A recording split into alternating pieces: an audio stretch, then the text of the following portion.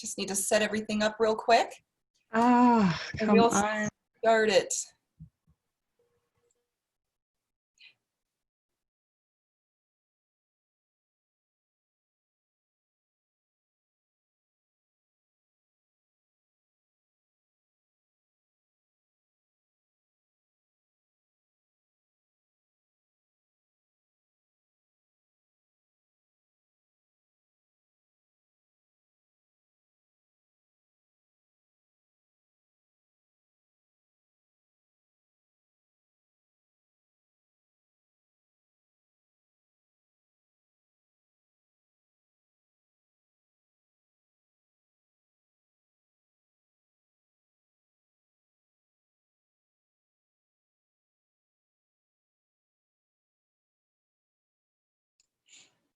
All right, it's going.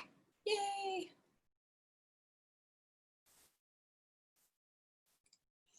And thank you to all of our Zoom participants for being rock stars and letting us to start over again. Very appreciated.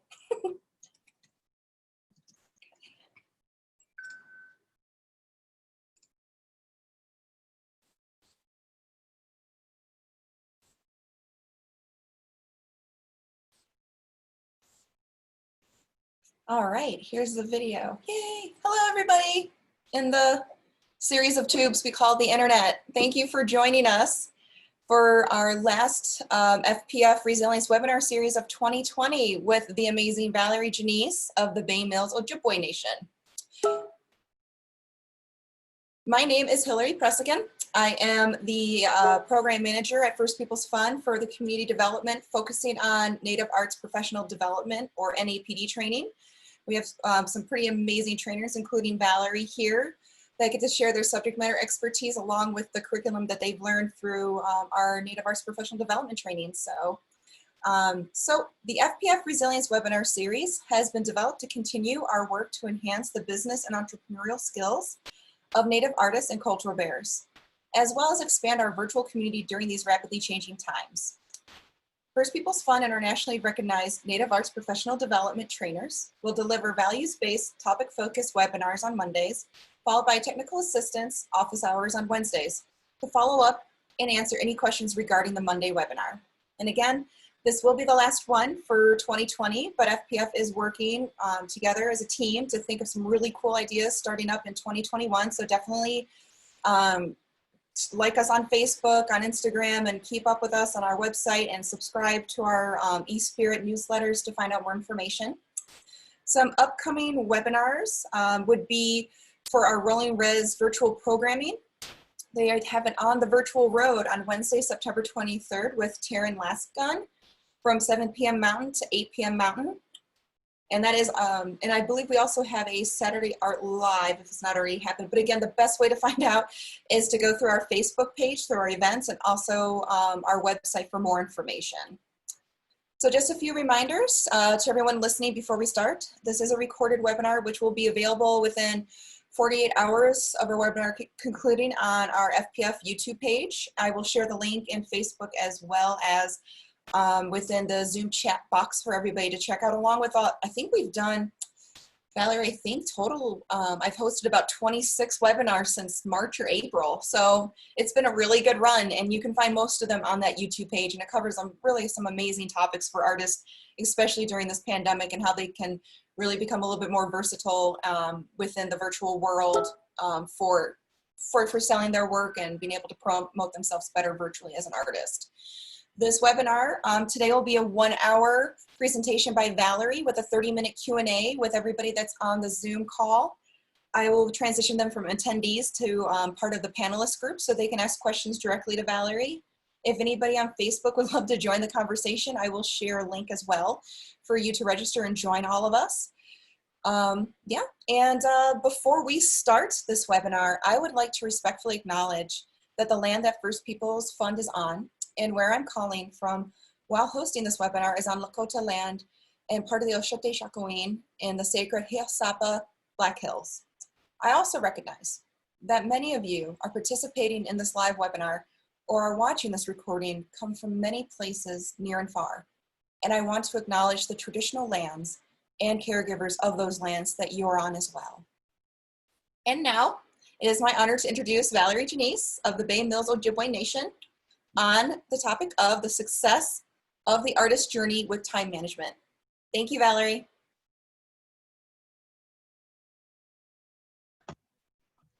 Thank you. Hi, everyone. So obviously, she just said what we were going to talk about. So the artist journey and success in it with time management.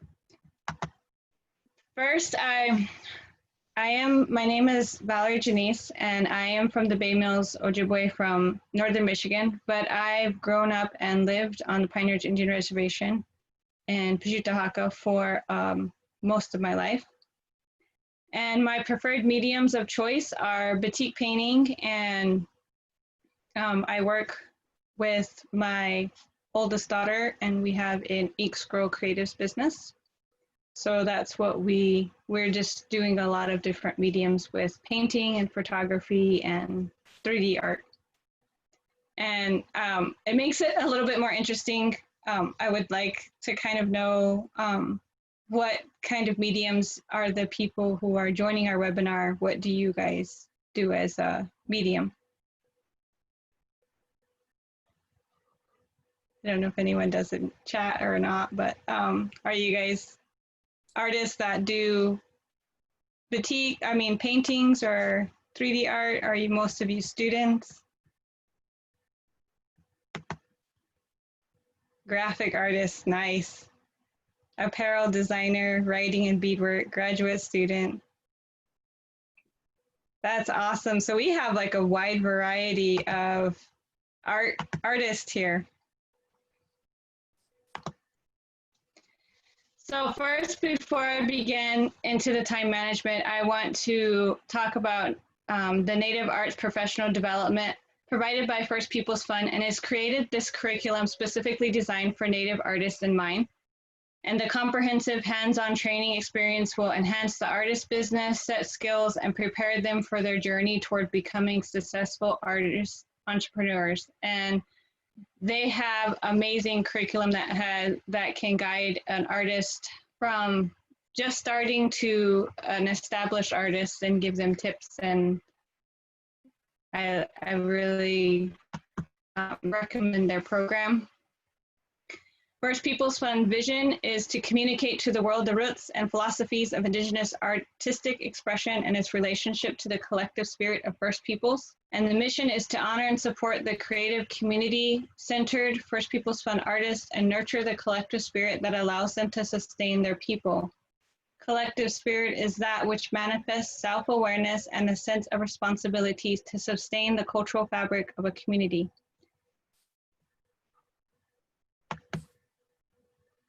When we start discussing time management, a lot of people, I like this quote because it says, "We think mistakenly that success is the result of the amount of time we put into the work instead of the quality of time we put in." And this is a quote that I kind of remind myself constantly when I'm working on different projects or I have schoolwork or different things. It's not the amount of time I put into it, it's the quality of time I put in. So that's something to really think about as you're looking at your time and what you do with it.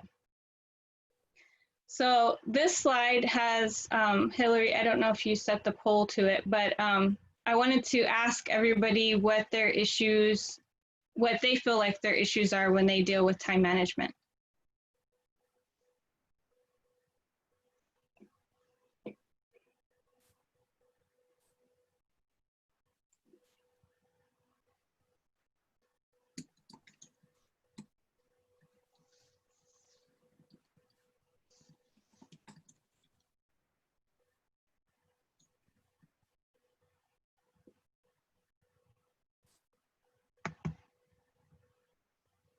Did everybody answer?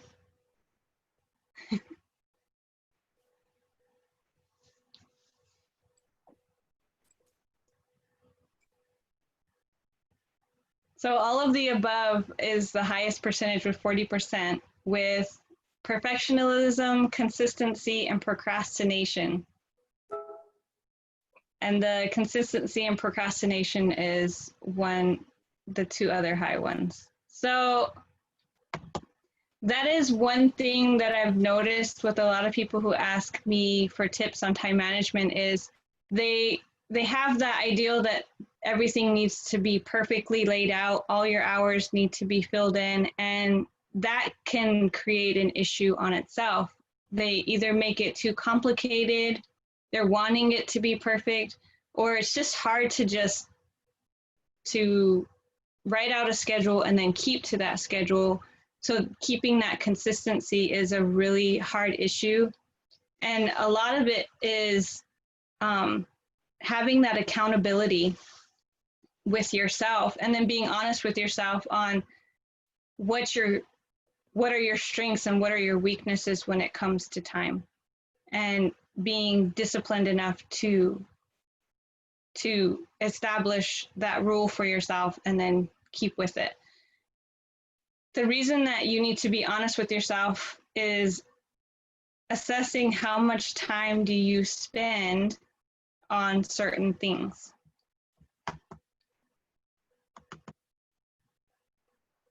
And you are your own boss when you run your own business, so you need to be accountable to yourself. And sometimes it helps if you can name somebody else in your family or in your friend circle that can help you be accountable to what you need to get done within that month. So these are the questions that you need to ask yourself. Where are you currently spending your time? You need to do a time audit. How much time spent looking for supplies? How much time do you spend on social media? How much time do you spend on your individual projects? And then what are the other things that are taking up your time? And this is also not just about your business, but your personal time too. As a student, I spend time on my schoolwork, and then I work, and then I also run our small art business. And then I have children and a family that I help take care of. So those are things that are prioritized in my life. The second question you need to ask yourself are there things I'm wasting time on? What shouldn't you be doing? If you're working on social media for your business, then that's good, but how much time are you spending on that? Because sometimes you need to figure out if it's worth the time. Or are you, instead of going, I have this project to work on, I decided I'm going to binge watch the show, are those things that you're wasting your time on? With also keeping in mind that you need to have a little downtime so that you're not feeling overwhelmed or burnt out. You don't have to worry about being burnt out. The third thing you should ask is, what should I be doing? And what are your priorities? And setting them up. Sometimes whenever I'm setting up my priorities, I separate them out into school, work, family, and then the business. So then I have 4 different sections that I separate out, and I'll tell more about that as I get further into the presentation. The fourth thing that you should ask yourself is, where are there redundancies built into your workflow? What are repetitive tasks? And if those are repetitive tasks, how can you make them more efficient as you're working through them? Such as redundancies of, I check my email 10 times a day. Well, can you set yourself a schedule so that you're not checking them 10 times a day? Maybe you're checking them in the morning and maybe in the afternoon and once in the evening, and letting it build up. Sometimes when you're working from home, like a lot of us are from pandemic of working your day job, you have to continuously check your email, but setting yourself time to do that is a good task to set yourself to. The next thing that you need to look at is basic tips. So when you are doing time management for your business or for yourself, you need to look at the time of day. And the reason I say to look at the time of day is, when do you have the most energy? Most people have different times of day that they are functioning the best. Some people are night owls, some people are really good in the evening. Some people are morning people and really energetic in the morning. And some people need their cup of coffee before they do anything in the morning. So what time of day are you the best, or you can function the best? And then also choose a time limit and block time. A basic tip is to go, I can really push through a task for 30 minutes and then I get distracted, or I can't focus anymore. So then you can sit there and go, 45 minutes is the best for me. A half hour is the best for me. Some people, I only have 15 minutes. So choose a time limit that works for you, and then what time of day. So if I'm a morning person, I'm gonna sit here and say, I've got 45 minutes in the morning to work on this project, and then I need to work on the other things. And that's the main priority project that you have for that day. And that's what you're gonna set your time limit to. And then you can use a timer. And when the timer's off, that's either to take breaks or to set yourself up for that 45 minutes. And when it's going, you work. You don't get distracted by anything else. You just work on that project. And when it's off, you stop. And then you make sure you have allotted time for cleanup. Like if you're doing a project in the kitchen, like you're painting or you're building your 3D thing and you're working in the kitchen, you need to allot yourself time to clean up your mess so that your family can have dinner later that night. So you can set timers and you can go 45 minutes. I'm going to take a break, look at my email, maybe watch a little video, do something for myself, and then I'm going to go do another 45-minute time block. So that's one way that people can use time and manage their time, is just by using little blocks of time and using a timer. And then you can make a task list. So with the list, you can check off completed items and understand what still needs to be done either the rest of the day or move it to the next day. I think there was another poll for this one of, yeah, what's the best time of day for you?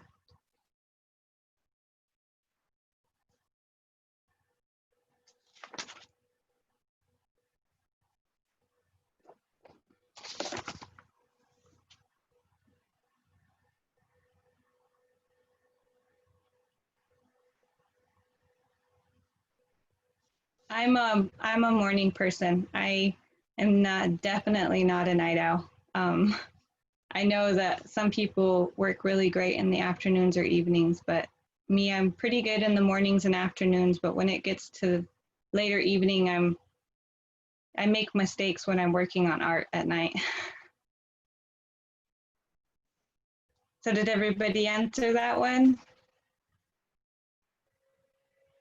There's a lot of night people. That's interesting. And then the next one is morning.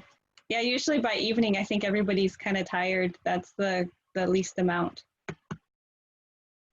So look at that time of day. If you're great at working at nighttime, then that's the time that you should be working. Just be aware that don't burn yourself out by trying to function during the day and then work really late into the night too. So when you're looking at what affects your time, this is one of the slides for First People's Fund. And when you're an artist, you have the market and the buyer community that affects you. You also have fellow artist community that affect you. And then you have your tribe and community. When you're looking at your time as an artist, these same things can pull you in different ways. And sometimes you can even add on a family circle, and then your day job, and you can add on other things that are pulling you this way and that influence your time, influence your day. So those are things that you need to be aware of, and you need to figure out which ones have the highest priority for yourself.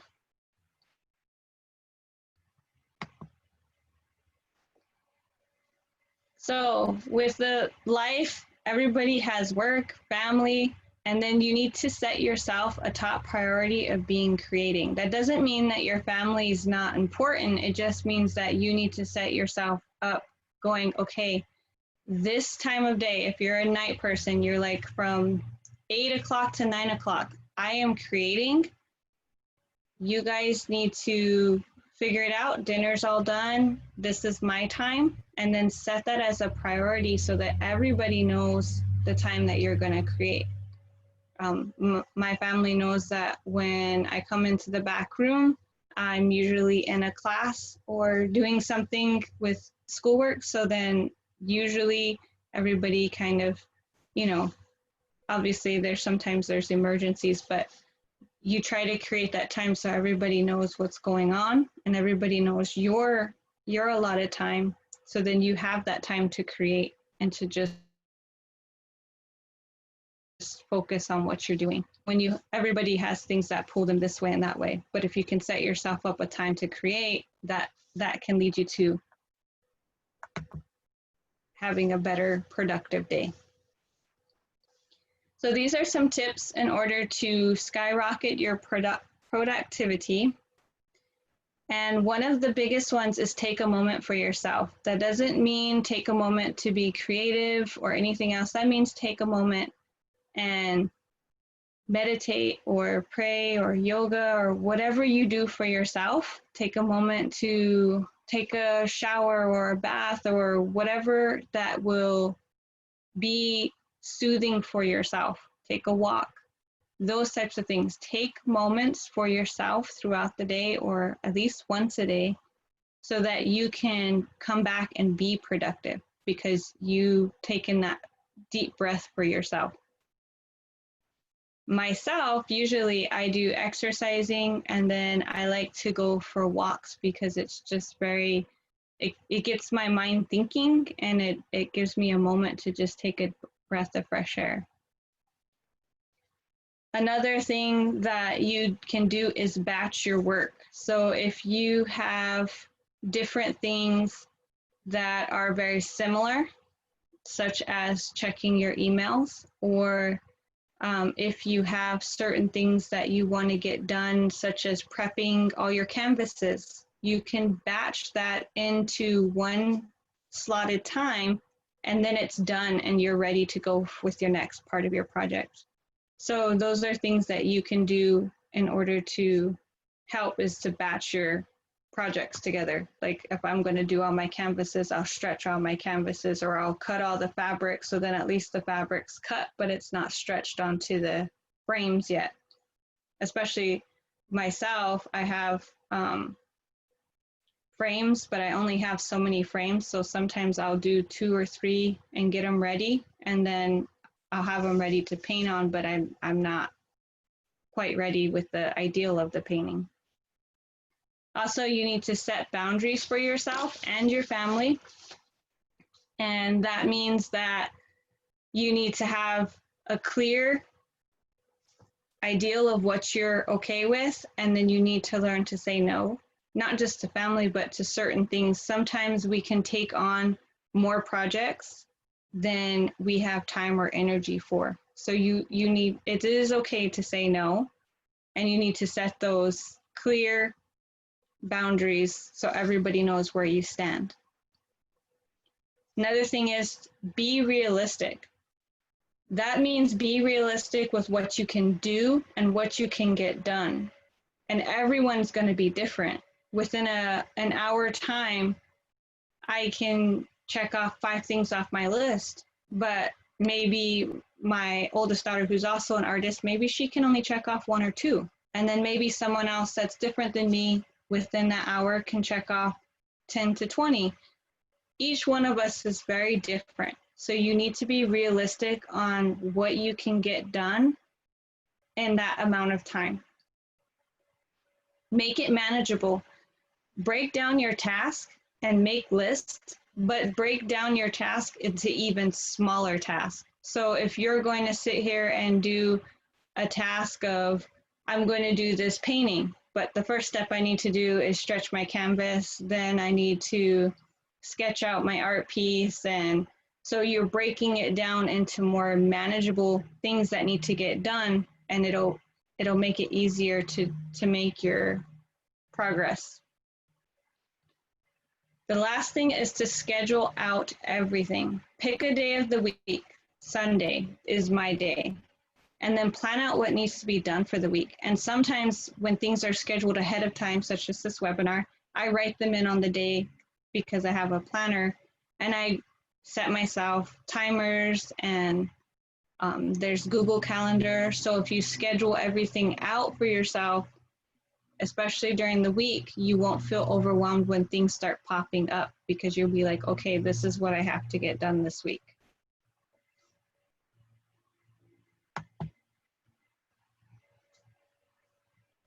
That one wasn't for this slide. That's okay though.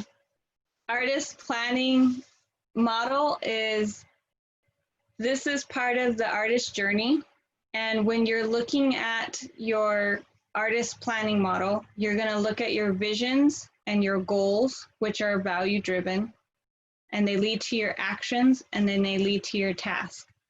So when you're looking at planning out your artist journey, you're going to look at these different areas, and they're going to lead into each other to create a comprehensive plan that you can follow.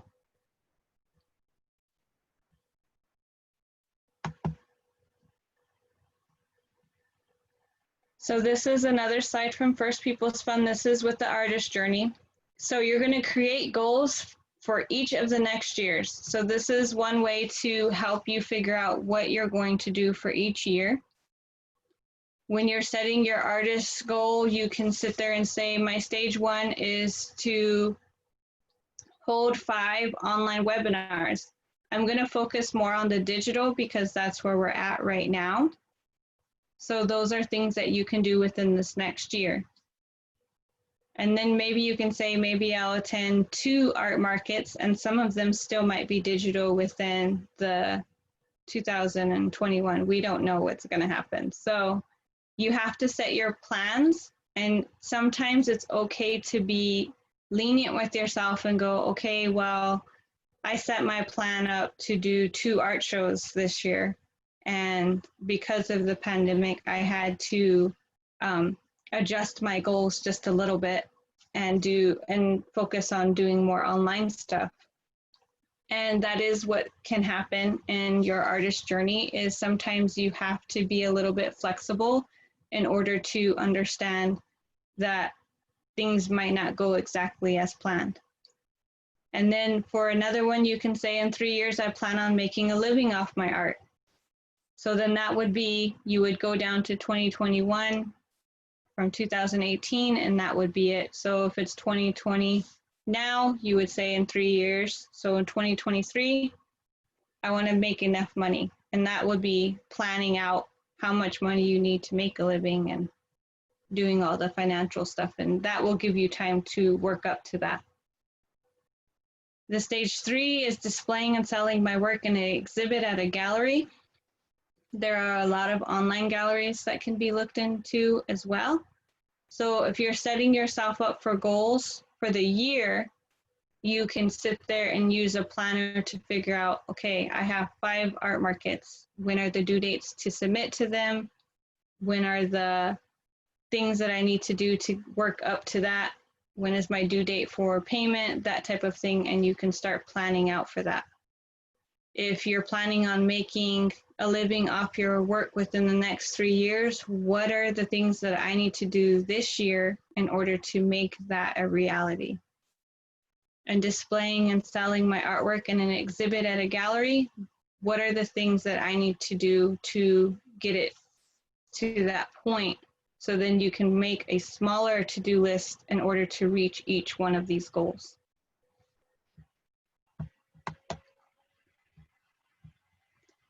So it breaks it down into stage 1. This is what I was talking about. So we're going to do 5 art shows. So then you design and have 20 pieces ready to display. So this is your smaller list. Excuse me.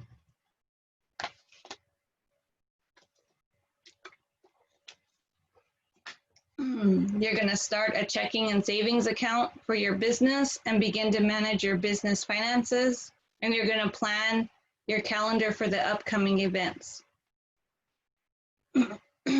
Then with your art as your main income, your smaller goals would be target annual reputable juried art shows. So that way you can get more exposure of your work, create an artist portfolio, and contract several galleries and retail shops to sell your art at.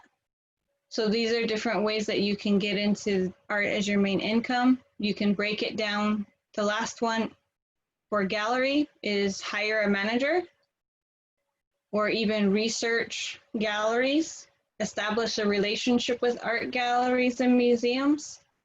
And the last action that you can do to help you with galleries is identify and market my art and resources that provide listings of artists to buying public.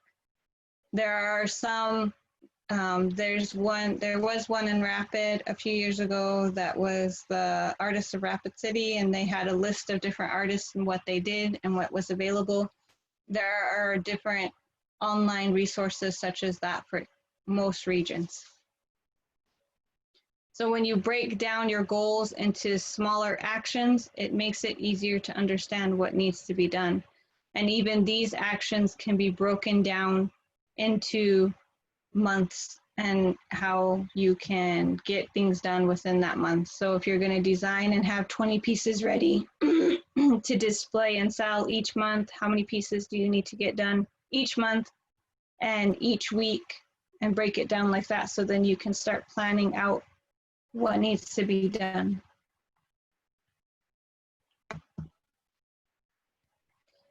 Excuse me. So as I was saying, with your design and have 20 pieces ready to display and sell at each art show, you're going to decide on the design of your pieces, and then you can write down the dates or check mark which one, if it's started, if it's completed, when you want it completed, and then when it's actually completed, and then what kinds of things did you learn.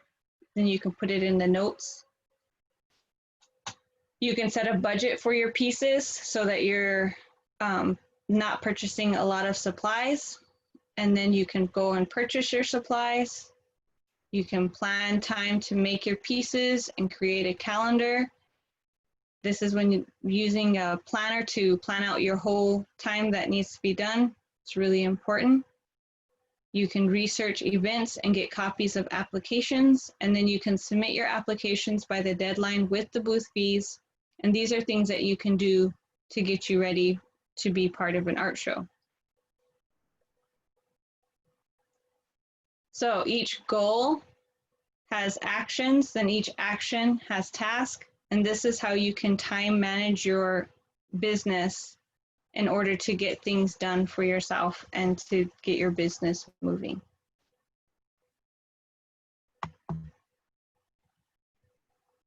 And then each task has different things to work with. So each action, like contract with several galleries and retail shops to sell your art, that's the other goal of 3 years. You plan on making a living off your art. So then you can do the task of determine pieces that you create to sell wholesale, determine your wholesale prices, identify and contact galleries and retail shops, send gallery and retail shops your portfolio, meet gallery employees in charge of purchasing, and formalize agreement with a letter of agreement or contract.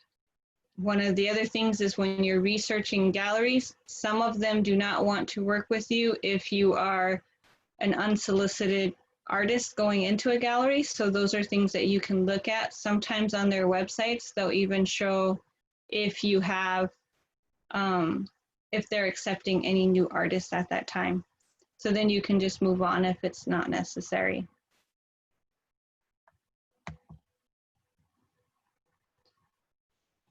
Displaying and selling my artwork in an exhibit at a gallery. So the first action of that is establishing relationships with art galleries and museums. So making sure your portfolio and resume is up to date and scheduling that within your time to make sure you're continuously updating your portfolio and taking pictures of your artwork to put into a digital format. And then get professional photos of your artwork and a headshot of yourself. Update your digital catalog identify and contact galleries, and price and create professional piece descriptions. One of the hardest things I think some artists have is naming and describing the piece and the ideal behind it. So that's one thing that can sometimes be a little time consuming.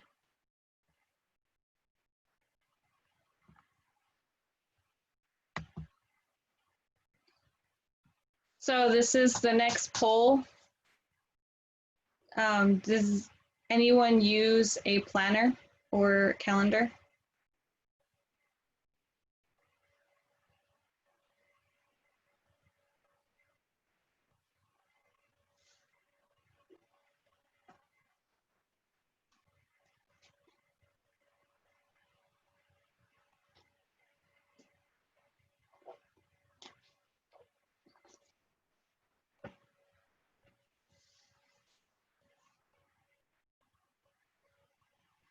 So all of you use a planner and virtual calendar. That's awesome. So one of the tips that I use for a planner is I think it helps manage your distractions and interruptions. So like if you pick Monday and Wednesday are your admin days, your follow-up days, your emails and meetings. If you set those as your time when you're going to do the admin work, then you know that no matter what, on Mondays, you're going to deal with the paperwork, or Wednesdays. And Tuesdays and Thursdays are your writing and creating time. And then Fridays are your catch up or dealing with your social media. Those are the days that you can set yourself up for, this is what I'm going to do on these days. And sometimes obviously things are going to change. Another thing that is a tip for using planners is to color code. I do color coding with my planner, and blue is business. So I have like a multicolored pen. No one can see it, but I have a multicolored pen that has the red, blue, black, and green. And I use that for my planner, and business is blue, my personal is green, my schoolwork is red, and my library day job is black. And I do the red for school because there's a lot of deadlines for that. So if you use red for your deadlines, for one that you definitely can't miss, then that will be an important color to kind of catch your eye. Also doing themed with the planner, meaning getting it set up to understand the different sections of your life, like I color coded for business. So doing a business theme, or having it set to what's important in your life right at this moment, and those will change as you go through. Also to use to-do list. It's good time management in order to allow you to accomplish more in less time, because you know what needs to be done and you can see it and you can check it off, and it'll kind of keep you on task. Also, organization of your planner and knowing where each thing is. I have a planner that has little ribbons in it that separate everything out, from your monthly to your weekly to your ideals. So having it separated out and organized is a really good ideal, and it helps you kind of understand what your priorities are in each section. Also, it can help you focus and realize where you can outsource or delegate to. When you're using a planner, you can sit there and go, okay, if I have to do transcriptions for my podcast, then I don't have time to do them, so I'm going to have to delegate that out to somebody else, or I'm going to have to hire somebody to do that part of it. If you do the organization, it'll help with time management, and it lowers the stress. When you're using a planner or a to-do list to help you organize your day, you're going to be less stressed, and it can help with your time and making sure everything is in line and you get things done that you wanted to.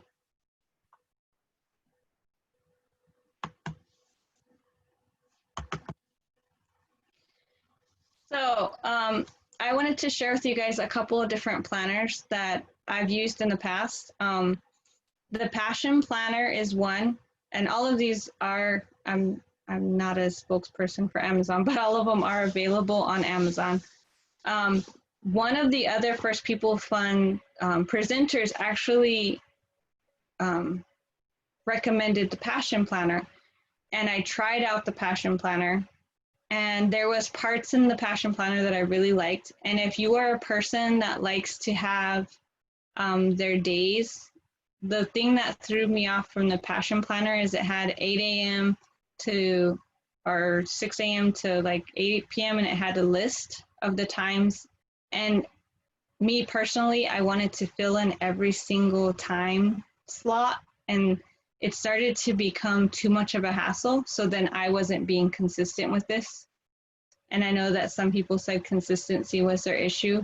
And I don't know if other people are like that, where they feel like they have to fill in all the little boxes. I'm that type of person. And so the Passion Planner was a little bit harder, but it does have some creative areas for people who are creative. The Blue Elephant Planner is the one I'm actually using this year. And I really like that it has bigger slots for the weekly planning. And I do little check boxes and list within that weekly planner. And I use that actually more than the monthly planner. And then they have different parts in there where you can do a mind map and a vision board. So on my mind map and my vision board, it deals with just the business of Ink Scroll Creatives. And then on the back, it has different sheets that you can write your ideals down. So I've done drawing ideals and list of writing ideals, different things of projects that I was thinking about. I also have our entire YouTube podcast, all of that stuff's written out in the back on what we're covering every month. So then I separate it out into my weekly planner. So I have lists in the back that kind of help me with my weekly planner and my monthly planning. However, next year I'm moving to the Legend Planner Pro, and the reason I wanted to talk about this one is actually this follows First People's Fund amazingly because it breaks down I was looking at it, it breaks down and asks you to really assess your goals, your strategies, and it has a vision and a statement, but it also has a 3-month goal spot. And it asks you what your tactics are, your action plans are. So this one follows more along the line of the artist journey. And so it kind of can help you break down your goals for the year and know when you're going to try and get them accomplished. And even though I'm using the Blue Elephant, that's actually, since I started working with First People's Fund, I break down my year into quarters. So I do January through March, and then in April, I assess what I was able to accomplish within that 3-month period and what needs to move to the next part. And oh, thank you, Hillary. I was wondering what was going on. There's a lot of similarities between the Legend Planner Pro and the First People's Fund ideal of how to plan out with the artist journey. And that's the reason why I decided to switch with this one for next year, because I was already doing that in the Blue Elephant Planner. And it just seemed to be the next step. But I have my oldest daughter, Jay, who is part of our business, she's now got the Blue Elephant Planner, and she's a college student too. So I'm trying to show her how to organize for the business and for school. So she's got a multicolored pen too. I like the ones that have the 4 colors on it because you can use that to color code your planner. Using a planner, to me, I am a very old school kind of person, and I like to write things down more than I like to use like the Google Calendar or the virtual calendar. And then I set alarms on my phone, but for the most part, I like to write things down and check off my boxes. So I'm not really digital with my planning of my business and other things. So this is another poll that we have. How do you function best? Are you better at multitasking or only focusing on one thing at a time?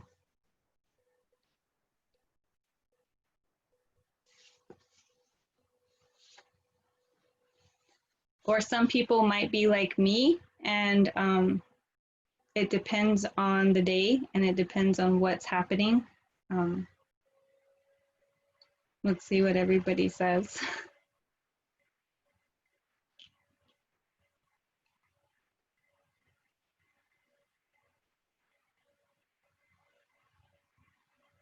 Most people function best when they're focusing on one thing at a time. There's still a pretty good percentage of 29% that are function best when they're multitasking. So multitasking it's good to know when to do it. Sometimes when people multitask or they're trying to juggle too many things, they actually can hinder their time management because they're trying to take on too many things. So know when to do it. So sometimes I listen to podcasts to learn. There's quite a few on like organizing or different things about small businesses. So I'll listen to those as I'm doing tasks just without having to think about the tasks that I'm doing, like washing dishes or folding laundry. I'll listen to a podcast. Focusing on one thing, when you focus on one task at a time, usually you are more efficient, and then you can just focus on one task and then move on to the next. But being able to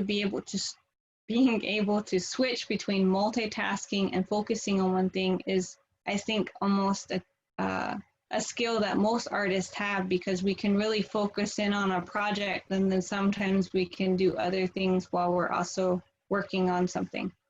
And then stop procrastinating. I did a sloth picture there because sometimes we just don't want to do things and we start moving more slowly. We don't aren't as efficient with our time. We all do it, and when you become aware of when you're procrastinating, what type of tasks you procrastinate on, then you can break that habit of procrastinating when you start being aware of what type of task that you procrastinate the most on. When you're dragging your feet on doing certain things, such as financial records, you know that you're going to procrastinate there. And instead, you need to get into the mindset of, I'm just going to get this done, and then it's done, and I don't have to worry about it. So that's one thing to kind of break you from that habit of dragging your feet when you need to do things.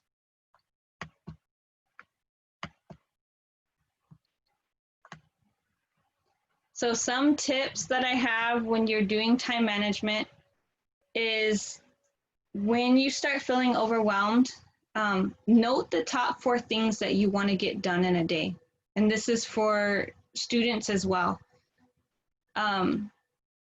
Or any artist, anybody that's dealing with things. If you can note 4 things that you need to get done for the day. So sometimes I will do one of each of my different areas, or sometimes I will just focus just on school because I know those that I have papers due.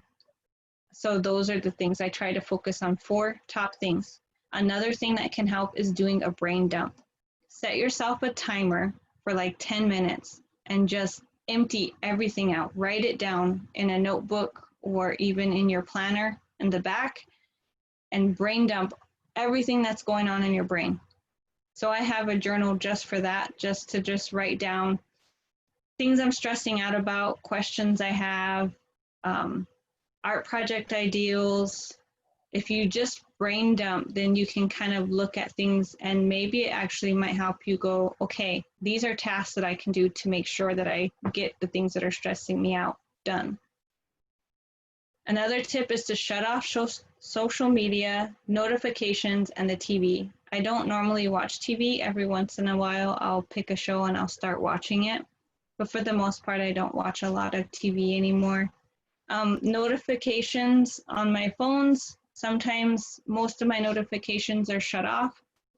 And same thing with the social media. I will just stop looking at social media, put my phone off to the side, put on some music, and just focus on the task, either writing a paper, doing a meeting, whatever needs to be done, and just push everything else off for a little bit to just focus on that one thing. Add margins to your schedule. That means that give yourself an allowance of time. So plan more time for tasks than you think is necessary. If you think a task is only going to take you an hour, give yourself an hour and a half. 15 minutes to get kind of started, that hour to get done, 15 minutes to clean up. Give yourself a little bit more time than you think it's going to take you, because most of the time, even though we plan, most of the time tasks take longer than we think they will. And then sort your to-do list. Make sure that you're going and doing categories. Like we were saying before, color coding helps you do this. So if you're doing, I have categories of personal, business, school, and then my work, my day job. So I will do it in separate categories. And even in my planner, I have the top area. I don't think anyone will be able to see it because I have a background. But in the top of my Monday, I'll have, this is my business. It'll be blue. And then on the bottom is usually black because that's my work day, and I make sure it's on the bottom. In the middle is either schoolwork or personal or both. And so I keep them kind of categorized even within my day so I know where to look for each one of them. Create a morning routine. Wake up early, have set tasks to get your day started, whether that be just stretching or sitting in your bed or sitting on your bed for 5-10 minutes to get yourself ready for the day. Setting a task of looking at your planner, knowing what you have to do that day. Creating that morning routine of getting yourself ready and putting your planner into your morning routine can help you with time management. And then know your priorities of what needs to be done, and respecting those priorities. If you have a show to do and you know that your priority is that you need to get projects done for that, respect that priority and give it the time that it needs. Sometimes that can be hard with things that pop up, but when you do that, you can manage your time better because you know that that's your priority to get done.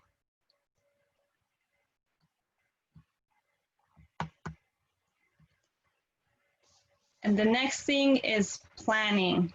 So set a time to plan. So for every year, when I'm setting out my yearly goals and plans, usually I do that in December for the next year.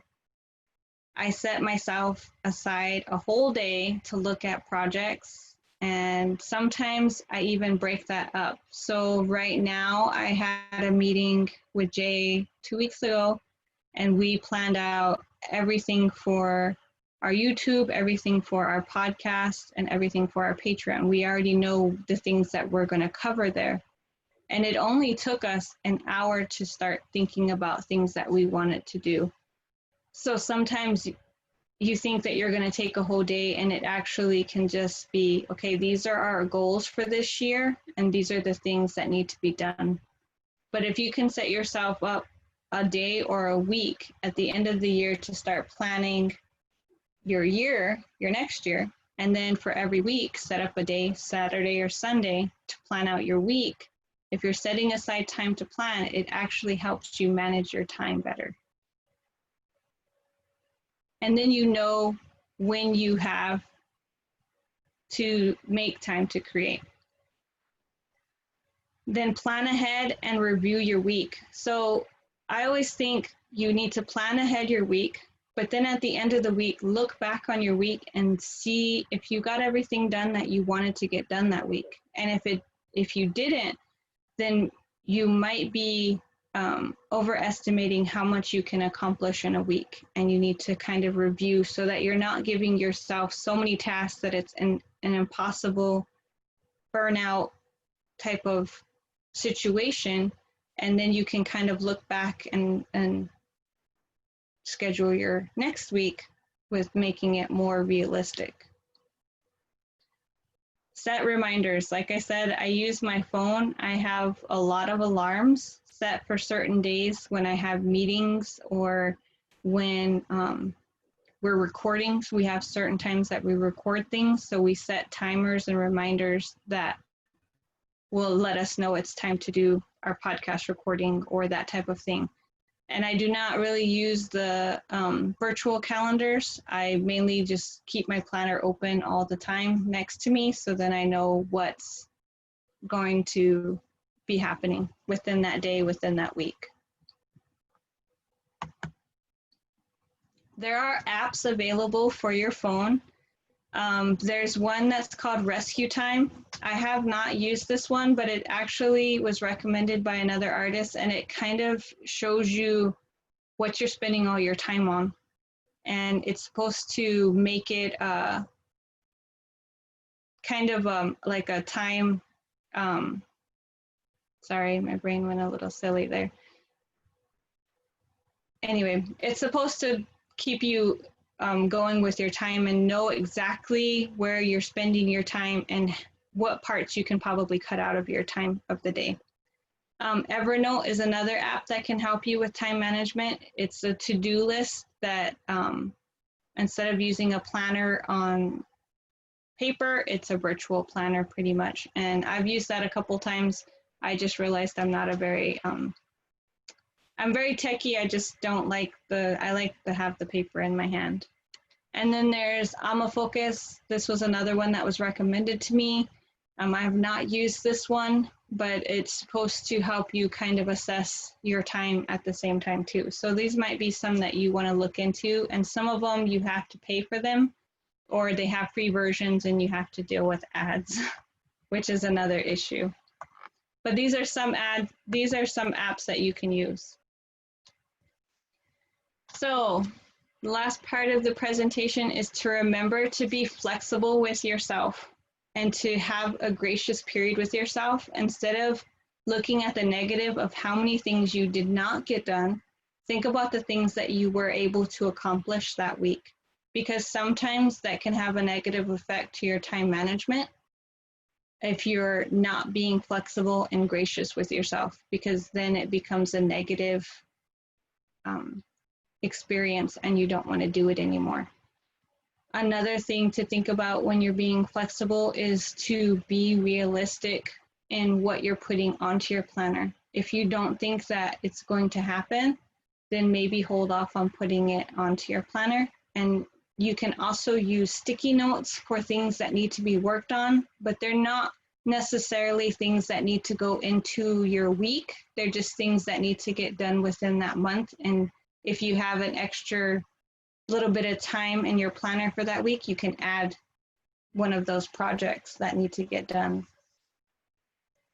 Also remember to take breaks. Do not burn yourself out by trying to do 100 tasks a day, because pretty soon then that's another issue that affects you being consistent, is that if you don't give yourself breaks and you don't give yourself time to switch tasks, because sometimes it takes your mind time from switching from painting to writing a paper. So you need to give yourself a little bit of time to switch between tasks too. and be accountable. If you're not accountable to yourself, then have somebody who can help you be accountable. I kind of am lucky because my daughter is part of my business, so she keeps me accountable. I keep her accountable, but we also have family members that are asking us and looking at our projects, and they're being understanding with our business. So being accountable for what needs to be done and to be able to meet those goals that you have. And remember, use your phone to your advantage, but also know that the limitations that it has. And that goes with your planner as well. There are limitations that come with using a planner, but if you can use it to your advantage, then you can manage your time. So are there any questions?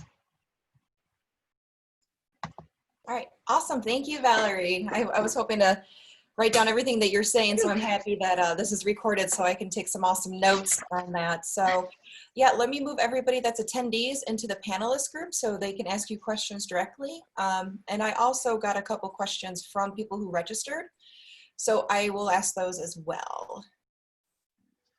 So I guess like the first one is from Liana, and she said, what apps or software do you use for like time management? And I think you kind of went over it, but if you want to share some. So I've actually tried to use Evernote. That one was good if you're into digital, the digital aspect of using your phone. Evernote is a good one. They do have professional where you can pay more and then you get more features. Most apps have that. I haven't tried a couple of the other ones. To be honest, the main app that I use is my clock app for my time management, because I use the timer and the alarm.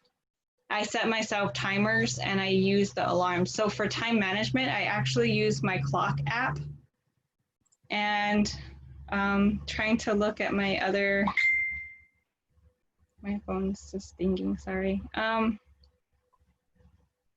Yep, I think that's probably the apps that I use myself. I use a lot of the apps that are like for my website and things on my phone. So then like when I'm sitting down at like the doctor's office and you have free time, that's when I start going, okay, what can I accomplish on my phone? So I do have like Patreon and my website and other things that I use for my business. And that's the time that sometimes I'll go on there and I'll check things, or I'll Instagram message while I'm at the doctor's office, or different things like that. So I can utilize that time when normally you're sitting down and twiddling your thumbs, or I'll have my planner with me and I'll be sitting down planning. I don't know if that answered her question. I hope I did. No, that's great. Yeah, does anybody else here that just joined our virtual circle to ask any questions to Valerie directly? Feel free to unmute yourself and ask away.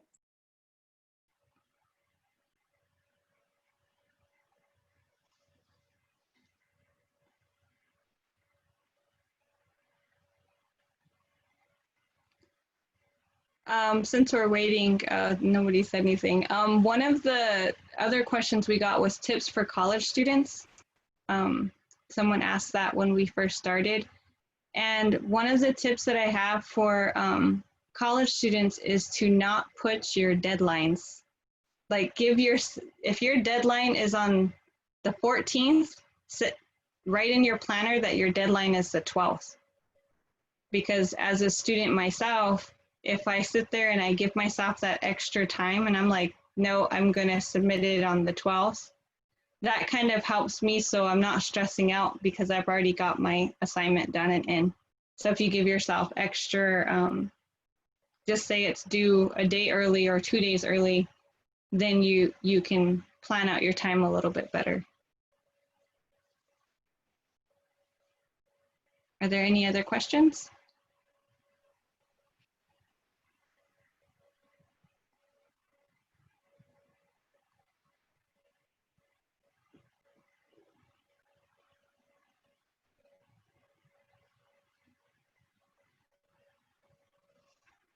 If you don't feel comfortable unmuting yourself, because I know sometimes that happens, you can also ask in the chat.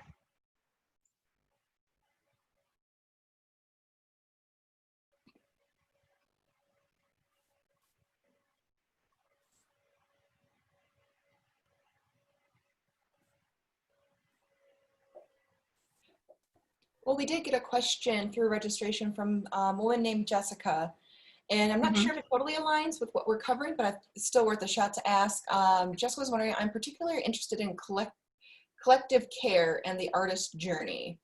And I guess within time management, I know you really focused well on the artist journey, but collective care, do you want to like maybe just reiterate what you shared earlier with that one slide with?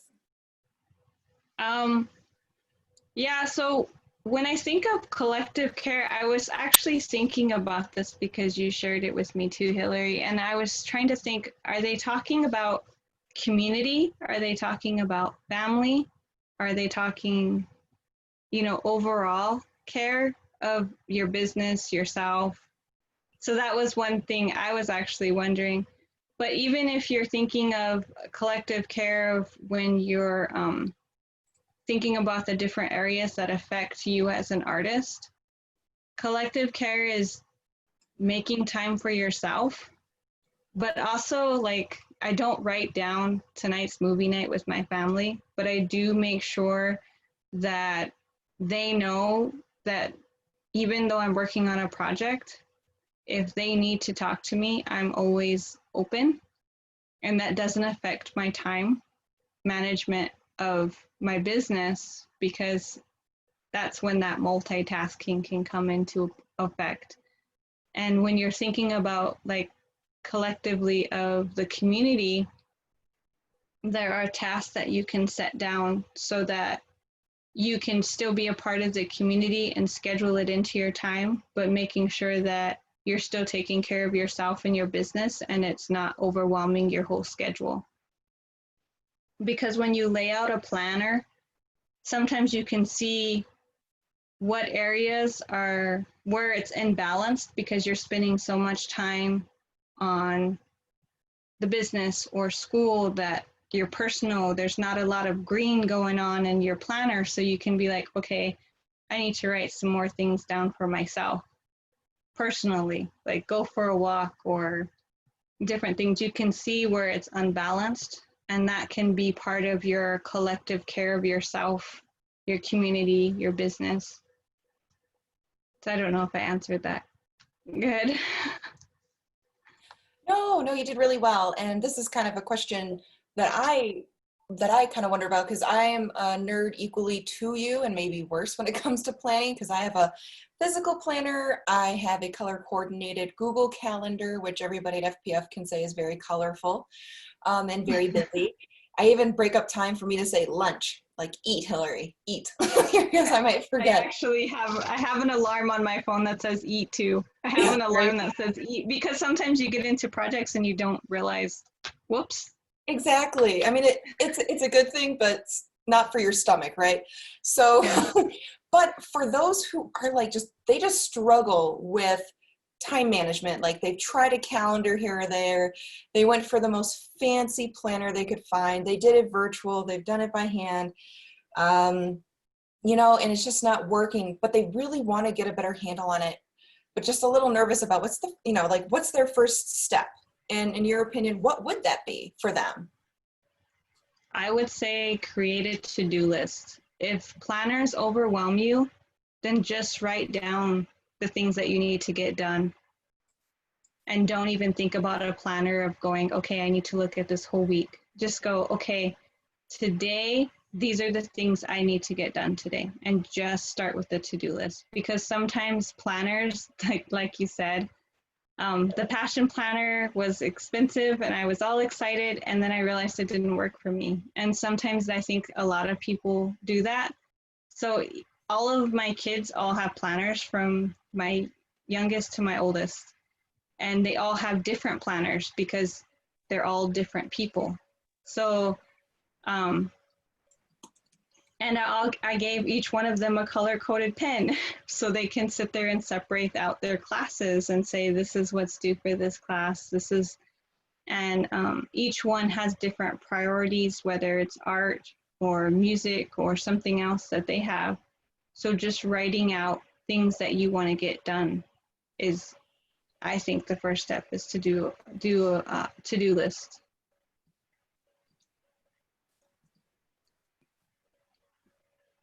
Thank you very much.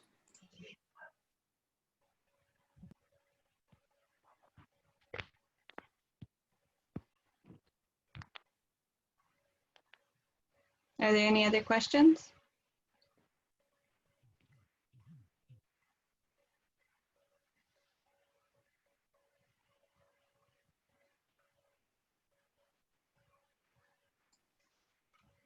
Yeah, it looks like I do not see anything on Facebook Live. Oh, thank you, Celeste. Very cool. And if anybody else, like right now, they can't really think of anything, but they really want to talk later about it, we are going to be here Wednesday from 3 p.m. Mountain Time until 4, where Valerie's going to do a quick overview, maybe 30 minutes, 45 max, just depending on how many participants we have in Zoom and on Facebook, just to go over what we went over today, and anybody else to ask any other questions related to time management and the artist journey that you just weren't able to ask today. So I will share that registration link just in a moment on both Facebook and YouTube. Oh, excuse me, Facebook and YouTube, Facebook and Zoom. So everybody has a chance to be able to make it to the one on Wednesday.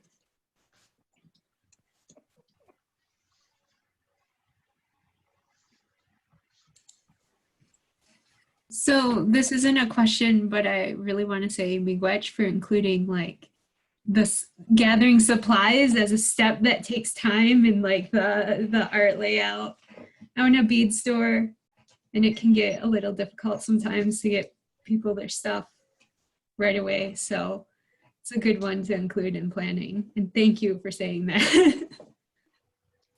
Yeah, it does take a lot of time when you're going to get supplies. It also takes time. I kind of didn't really touch on this too much, but when your studio area or where you're at, if it's not organized, like I kind of touched a little bit, but when you don't know where your supplies is, I use labels on everything, but that can be a huge drain on your time, is by searching for your supplies too. And it does take, you have to allot yourself time to go get your supplies, to find your supplies, and then allot yourself time to do your project, obviously. But those are different things that can kind of take a lot of time that you don't realize that take a lot of time.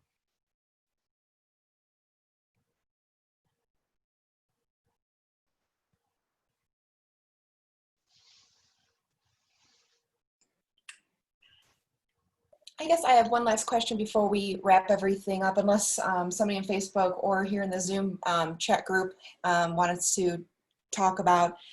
But what is the one thing that you've noticed that people just, it's a time suck, it's not time management if they do this? Like, it's a common misconception, you wouldn't really recommend it, but it's just like, why are you doing that? That's not time management. That's not a good use of your time by doing this. Do you have any examples? I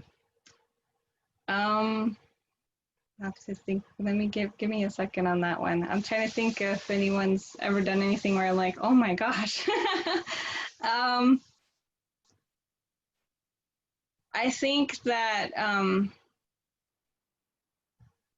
no, I don't really have something I think that's really draining on their time, except when people I know sometimes people, when they're using social media for their business, they like do the what do you call it, pre-planning. They use the apps to like schedule everything out, and then sometimes that can be kind of hard on their business, because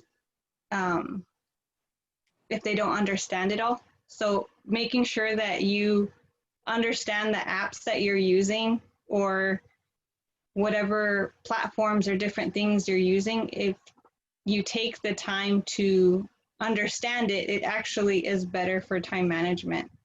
A lot of people don't understand the different platforms. And I think that that can be kind of a drain when you're jumping into something and you don't understand everything that can be done. Business wise, I guess, would be the biggest thing. Well, I have a good one on that kind of topic. One of the things that like we as artists and business owners do a lot is we think that we can do everything ourselves. And instead of delegating, we'll take on like more than we're even capable of, or we have to learn a whole new process, whether it's like the accounting or like you said, a new app or technology. And then we'll start learning that technology and we'll realize that 3 or 4 days have gone by and we're still trying to figure out how to use that or how to learn this new skill. And so sometimes we have to know when we're out of our depth and invite some help into the business to help us, you know, navigate those areas that we could use help in, instead of just, you know, having it be a drain on our time. Yep, exactly. It is sometimes people have to just go, okay, that's not gonna work. I can't do this. Some people I know business wise, they say responding to a lot of emails.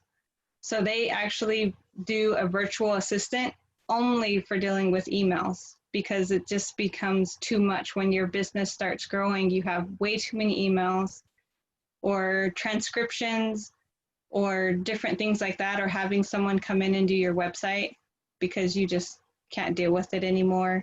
Different things like that. Like you said, I covered that a little bit whenever I was talking about delegating and finding people who can help you. Definitely. I would rather be creating than trying to fight editing videos. So yeah. Yeah, and I mean, just from personal experience, I've caught myself, because I use different platforms. I use the physical, like a book, I have a planner, you know, then I have my online for work, and I've added my personal email. I feel like I'm actually like overdoing it with time management. Like I'm repeating myself several times, but it's almost like I have, you know, no disrespect towards OCD, because I mean, I think I probably have a little bit of it, but it's like I'm rewriting it in like 3 different places on 2 different platforms, and it's just like, there goes a little bit of a time suck. But it's so hard true. to fully trust virtual or to fully trust a planner. Like I love having it written down because I'm an archivist, and I like looking back and seeing and like feeling the pen on paper, crossing something off, saying that I did it. You know, I was productive today. But I love the reminders that I get from my computer saying, hey, in 10 minutes, you have another meeting. My planner doesn't do that. But then I notice I catch myself just 10 minutes later, I'm still aligning things. But I'm also kind of nerding out to it too. So it's probably, I don't know, maybe it's a problem I need to look into. But that's kind of what I hit. And I guess, you know, what would you suggest for people like me that kind of do that live in both the virtual and the physical world? And that sometimes I think I would challenge you. I would challenge you to try for 1 week either virtual, and then the next week try the physical planner, and then see which one you feel like you got the most time out of. Because like you said, it starts becoming redundant, and then you're just spending all that time going back and forth between them. So then maybe if you try and challenge yourself to go, this week I'm just going to do virtual and see how that works. And then you're probably going to have a moment of like panic or stress because you're like, it's not written down in the planner. And then the same thing will go with if you just use the planner. And you're going to realize, if you do that kind of challenge, of which one actually is the most beneficial to you, because then you'll see which one's the best. I understand totally trusting the virtual, because then you're like, what if it goes down and then I lose everything? Yeah, if you don't have an internet connection, you know, my trusty little planner, you know, like even for work, I have my own like journal that I write stuff in, you know, like every day, you know, because I need to just have that reminder physically there. But for time management purposes, probably trying that week of just one over the other would be really good. So thank you. That's a great idea. Does anybody else have any questions before we wrap it up? We're about 3 minutes over. All very good conversation, all really good questions. So don't mind going over, but I also want to be cognizant of everybody else's time, because I know, depending on your time zone, you're probably still working. We're probably trying to head home to eat dinner. So yeah, does anybody else have any other questions for Valerie? No. Hey, Wenda. Hey, how are you? Good, how are you? Good. Thank you for your time. It was great. Great presentation. I enjoyed it. Thank you. Look forward to seeing you tomorrow. Oh, I think it's actually going to be Wednesday, so. Wednesday. Oh, Wednesday. Excuse me. Yes, Yep. ma'am. Wednesday. Yep, and I also shared that link on Facebook Live and through the Google chat. So that should be there, and also our website will also have it too. So if anybody wants to find it, it is out there, and we have a Facebook event for it too. So Great. yeah, awesome. Nice to virtually meet you. Yeah, nice to meet you as well. Thank you. Look forward to it. You have a good day. All right, all you ladies. Yeah, Valerie is just definitely a subject matter expert when it comes to this. So we're thrilled here at FPF to have trainers like her be able to share her knowledge with everybody, you know, across the nation through this platform. So it's going to be a really cool, shorter summary on Wednesday, but we definitely always look forward to hearing from her and also seeing everybody here. So thank you so much for your time, Valerie. You're a rock star per usual. You know it. And yes, everybody just have a wonderful Monday. Great start to the week. Stay safe, stay healthy. Bye, everyone. Thank you. You too. Bye. Thank you. Good to see everyone. Bye.